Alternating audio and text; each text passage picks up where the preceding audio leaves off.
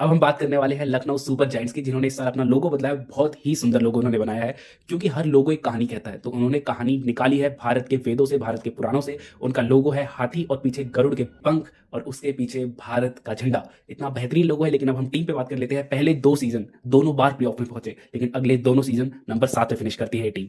Team ने KL Rahul को as first choice captain लिया था, और हमने वो राहुल की कहानी सुनी है जब वो कहते थे कि महेंद्र सिंह धोनी की तरह मुझे कैप पे वो नंबर 1 लिखा हुआ चाहिए, इसलिए मैं नई टीम में जाना चाहता था। लेकिन फिर शायद उनकी जो ओनर से अनबन हुई, गोयनका जी से अनबन हुई, वही गोयनका जी ने इन्होंने धोनी को हटा दिया था कैप्टनसी से, जब वो राइजिंग पुणे सुपर जायंट्स की कैप्टनसी करते थे, क्योंकि उनको कैप्टनसी पसंद नहीं आई। बहुत ज्यादा एंगेज रहते हैं अपनी टीम में, हर कोई जानता है। और अब उन्होंने पंत को लिया है एक नई फिलॉसफी के तहत। तो अब देखते हैं कैसा परफॉर्म करती है ये टीम।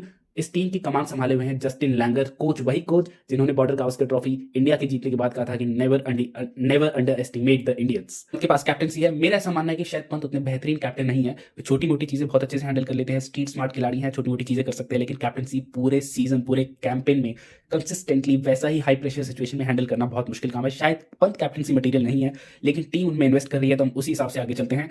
सेकंड, ये टीम जो है बहुत ही फास्ट बॉलर्स लेके इकट्ठे हुई है, लेकिन इस टीम में लगभग हर कोई फास्ट बॉलर टूटे फूटे अंदाज में आ रहा है। कोई इंजर्ड है, कोई इंजरी से वापस आ रहा है, कोई उतनी अच्छी परफॉर्मेंसेस नहीं दे पा रहा है, कोई अपने प्राइम के आगे निकल चुका है। और घूम फिर के उन्होंने जो एक बॉलर जो अच्छा परफॉर्म कर रहा था शार्दुल ठाकुर, उनको बाहर करके अर्जुन तेंदुलकर को लेके आए हैं। बट होप सो अभी शादी के बाद उनका लीडी लक उनके लिए काम करे और बहुत अच्छे मुकाम पे वो पहुंचे। साथ ही एक स्पिनर जो इनके लिए कंसिस्टेंटली परफॉर्म कर रहा था, रवि बिश्नोई, इन्होंने उनको भी रिलीज कर दिया है। तो ये टीम कैसी लग रही है हम उस पर बात करते हैं। तो सबसे पहले इनके टॉप 3 शायद वही जो पिछले सीजन रहेंगे, या टॉप 4 मैं कहूँ वही जो पिछले सीजन रहे थे।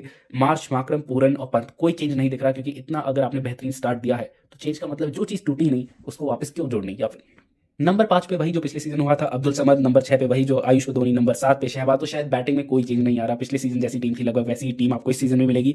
अब इसके बाद इसमें चेंजेस नजर आएंगे, क्योंकि बॉलिंग में इन्होंने पिछले साल इनका बहुत ही प्रॉब्लम रही थी, जब रेगुलर इनके बॉलर्स अवेलेबल नहीं थे, परफॉर्मेंसेज नहीं आ रही थी, बहुत अंदर और बाहर प्लेयर्स हुए थे। लेकिन इस साल शायद इनको थोड़ा बहुत एक बैलेंस ऑन पेपर मिल जाए, बट ऑफ पेपर शायद अभी भी वही प्रॉब्लम्स रहेगी जो पिछले साल रही थी। हसरंगा इन्होंने एक स्पिन बॉलिंग ऑलराउंडर लिया है, क्योंकि इन्होंने बिश्नोई को बाहर कर दिया है। इनको लगा दिग्वेश की राठी की परफॉर्मेंसेस आने लग गई थी, अब हसरंगा को इन्होंने लिया है। लेकिन हमें याद रखना चाहिए कि हसरंगा भी T20 वर्ल्ड कप में इंजरी के कारण बाहर हुए थे, और वो शायद अकेले स्पिनर है जो इंजरी प्रोन रहते हैं हमेशा। तो नंबर 8 पे आएंगे हसरंगा, जो बॉलर हैं, स्पिन बॉलिंग ऑलराउंडर हैं और बैटिंग भी अच्छी खासी कर लेते हैं, तो अच्छा खासा फिनिश भी देने लायक हैं।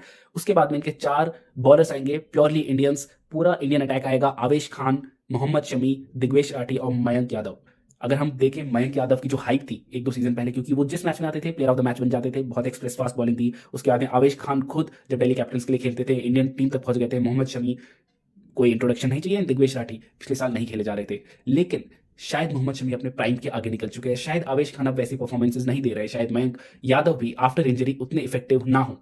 तो क्या ये बॉलिंग लाइनअप अभी भी उतना पोटेंट नजर आ रहा है? शायद से नहीं। एंड हर कोई जानता है कि batters win your matches but bowlers win your tournaments. तो शायद इस टीम में बॉलर्स की कमी दिखेगी। इनके पास बैकअप ऑप्शन अच्छे हैं। अगर इंडियन बैकअप ऑप्शन चाहिए तो इनके पास मोहसिन खान है, और अगर फॉरेनर चाहिए तो इनके पास ऑनरिक नॉटिया है। लेकिन दोनों ही प्लेयर्स शायद वो भी अब उतने इफेक्टिव नहीं रहे जितने शायद 2-3 साल पहले रहते थे। तो अगर हम प्रॉब्लम की बात करें तो टॉप 3 परफेक्ट है, लेकिन उसके बाद उतनी परफॉर्मेंसेस क्या पंत से मिल सकती है, अब्दुल समद से मिल सकती है, बदोनी से मिल सकती है, शहबाज से मिल सकती है, जितनी आक्रामक ओपनिंग आपकी मिल सकती है शायद उतना अच्छा आप कंसोलिडेट नहीं कर पाए मिडिल ऑर्डर्स या डेथ में। वहीं अगर हम बॉलिंग की बात करें तो जैसा कि मैंने बात करा, हर कोई अपने प्राइम को पार कर चुका है, तो शायद उतनी अच्छी बॉलिंग नहीं है। बैटिंग ऑल्टरनेटिव भी इनके पास नहीं है, क्योंकि जो मैंने आपको 11 बताई, हो सकता है आपको 11 सही लगे, लेकिन इसके बाद अगर किसी को इंजरी हो गई, अगर कोई अच्छा परफॉर्म नहीं कर रहा, तो बैकअप कौन है? नहीं इनके पास। वहीं हम बात करेंगे बॉलिंग की, तो बॉलिंग में बैकअप जरूर है, लेकिन वो बैकअप जब आपका फर्स्ट चॉइस ही उतना इफेक्टिव नहीं है, तो बैकअप ऑब्वियसली उतना इफेक्टिव नहीं है।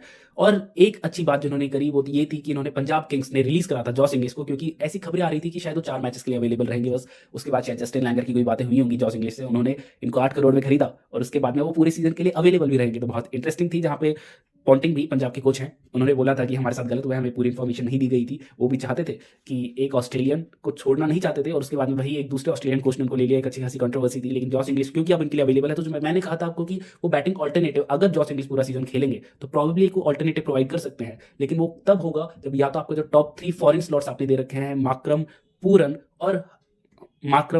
और मिच मार्श, उनमें से किसी एक को बिठाया जाए, या फिर दूसरा है कि आप हसरंगा को बिठा दें और फिर यहाँ पर जॉस इंग्लिश को खिलाए। लेकिन अगर आपने हसरंगा को बिठा दिया तो फिर जो आपकी कड़ी है नंबर 8 पे फिनिश करने वाली और जो बॉलिंग भी कर सके, वैसा ऑप्शन आपके पास नहीं रहेगा। तो ये टीम शायद से थोड़ी सी ट्रिकी सी जगह फंसी हुई है। अगेन मुझे लगता है कि जैसे पिछले 2 सीजन गए कि नंबर 7-8 के आसपास फिनिश करने वाली टीम है, प्रोबेबली सिमिलर सिचुएशन या सिमिलर कहानी इस सीजन भी दोहराई जाएगी लखनऊ सुपर जायंट्स के लिए। ऑन पेपर ये टीम क्वालिफाई होती हुई नहीं दिख रही है। स्टिल आप बताइए आपको क्या लगता है?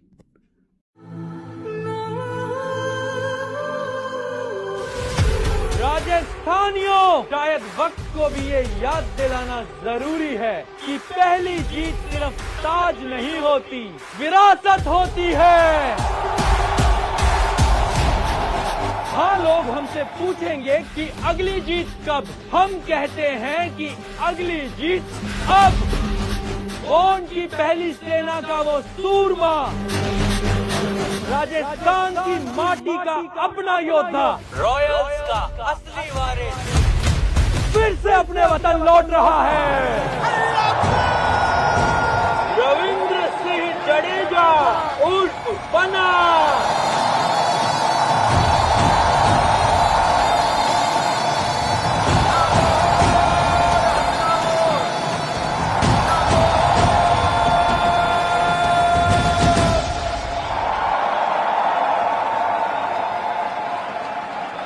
खम्मा घड़ी राजस्थान।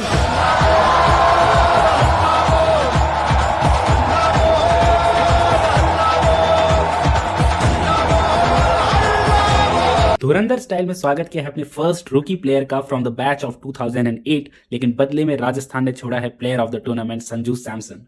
वर्ल्ड कप से पहले हर कोई सोच रहा था कि इस ट्रेड से सीएसके को फायदा हुआ है या फिर राजस्थान को फायदा हुआ है, लेकिन हर कोई ये भूल जाता है कि ट्रेड सिर्फ जडेजा का नहीं हुआ, साथ में सैम करन भी आए हैं और उन्होंने इंग्लैंड को हर बार कैसे बचाया इस वर्ल्ड कप में सबने देखा।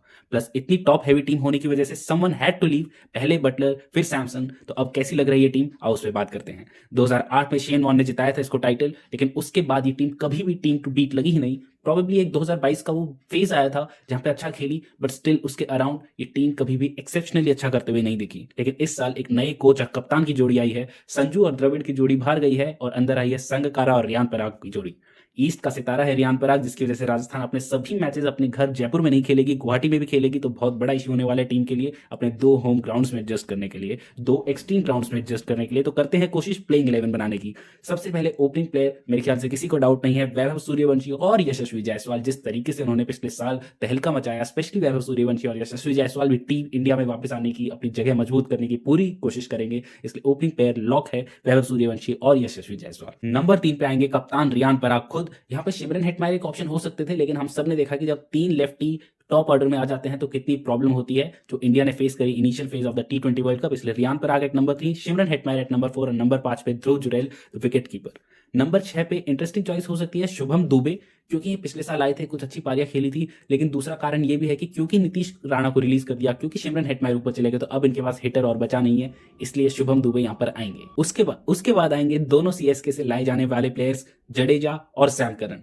राजस्थान रॉयल्स ने एक और ट्रेड किया था, नीतीश राणा को दिल्ली भेजकर वहां से लिया है डोनोवन फरेरा। तो सैम करन की जगह डोनोवन फरेरा भी खेल सकते हैं, डिपेंडिंग ऑन किसकी फॉर्म अच्छी चल रही है। उनको बेटर पावर हिटर चाहिए या फिर बेटर बॉलर चाहिए, तो ये डिपेंड करेगा यहाँ पे सैम करन खेलेंगे या फिर डोनोवन फरेरा। लेकिन first choice definitely Sam Curran होने वाले हैं, क्योंकि जिस तरीके की परफॉर्मेंस वर्ल्ड कप में करके आ रहे हैं, वो भी इंडियन पिचेस पर, उनको एक अपर हैंड जरूर है।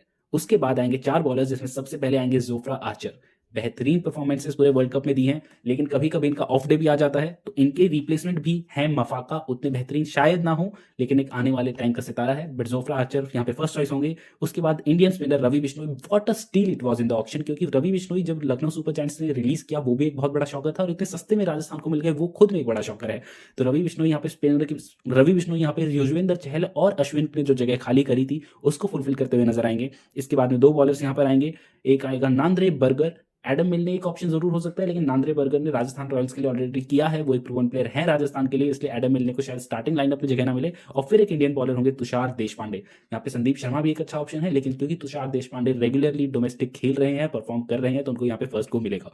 तो हमने यहाँ पे देखा कि बैकअप ऑप्शन में भी राजस्थान के पास डोनोवन फरेरा है, मफाका है, विग्नेश पुथुर है, एडम मिलने हैं, संदीप शर्मा है, तो एक अच्छा खासा बॉलिंग में इनके पास यहाँ पे बैकअप ऑप्शन है। लेकिन टीम की प्रॉब्लम यह है कि बैटिंग में उनके पास बैकअप नहीं है, टीम के पास पावर हिटर्स में बैकअप नहीं है। इतने लंबे टूर्नामेंट में आप जाएंगे बिना पावर हिटर्स और बिना बैटिंग में बैकअप के, वो प्रॉब्लम हो सकती है। सेकंड, जोफ्रा का कभी अच्छा दिन होता है तो बहुत ही अच्छा दिन हो जाता है, लेकिन जब खराब होता है तो 4 में 60 भी खा लेते हैं, तो वो टीम के लिए कंसर्न होने वाला है। थर्ड प्रॉब्लम जो मुझे लगता है इस टीम में है कि इंडियन फास्ट बॉलर्स टीम के पास नहीं है। टीम में डेफिनेटली तुषार देशपांडे हैं, संदीप शर्मा है, लेकिन उसके बाद हमें एक वो युद्धवीर चरक भी यहाँ पे हैं, लेकिन हमें एक वो अच्छा खासा लाइनअप नहीं दिखता है जो इससे पहले जब यहाँ पे ट्रेंट बोल्ट और प्रसिद्ध कृष्णा थे। उसके बाद हमने देखा कि जैसे हमने हेटमायर को ऊपर नंबर 4 पे भेजा, क्योंकि वो बहुत अच्छा परफॉर्मेंसेस वहाँ पे कर रहे हैं, वेस्ट इंडीज़ के लिए उन्होंने ऊपर परफॉर्म किया है, तो राजस्थान की टेम्पटेशन होगी कि उनको ऊपर भेजे, लेकिन फिर इनके पास पावर हिटर गायब हो जाते हैं। तो इनकी स्ट्रेंथ है कि इनका टॉप ऑर्डर बहुत एक्सप्लोसिव होने वाला है with Yashasvi Jaiswal, Vaibhav Suryavanshi, Riyan Parag and Shimron Hetmyer. लेकिन उसके बाद थोड़ा मामला फंस सकता है जब आएंगे शुभम दुबे, जडेजा, सैम करन, जो इनके फिनिशर्स होने वाले हैं। और स्पिनर की बात करें, इनके पास बहुत अच्छे स्पिनर्स हैं और हाई स्कोरिंग ग्राउंड्स पे स्पिनर्स बहुत चाहिए होंगे, बोथ जडेजा एंड रवि बिश्नोई, और अगर जरूरत पड़ी तो विघ्नेश पुथुर। तो स्पिन डिपार्टमेंट इस टीम ने बहुत अच्छे से टैकल किया है। अगर हम अपॉर्चुनिटी की बात करें तो रियान पराग को कैप्टनसी मिल रही है, first time full season captaincy करने की, तो बहुत बड़ी अपॉर्चुनिटी है। गुवाहाटी में लीड करेंगे, जो उनका होम ग्राउंड है। राजस्थान तो उनका 7-8 साल से होम ग्राउंड बना हुआ है। दोनों जगह रियान पराग शायद इस बार कंसोलिडेट करेंगे, इनिंग्स को एक बेटर बैटर के रूप में आएंगे। और हमें याद रखना चाहिए कि जब रियान पराग को संजू सैमसन की एब्सेंस में कप्तानी करने का मौका मिला था, उन्होंने बहुत बेहतरीन परफॉर्मेंसेस दी थी। तो उम्मीद करेगी राजस्थान फिर से वही चीज़ है। लेकिन फिर भी क्योंकि इनके पास पावर हिटर की कमी है, क्योंकि यहाँ पे बैकअप अच्छे नहीं है, फास्ट बॉलर इंडिया के अच्छे नहीं है, एक इंडियन कोर उतना मजबूत नहीं लग रहा है जितना होना चाहिए, तो मेरा वर्डिक्ट है शायद ये टीम प्ले ऑफ नहीं जाएगी।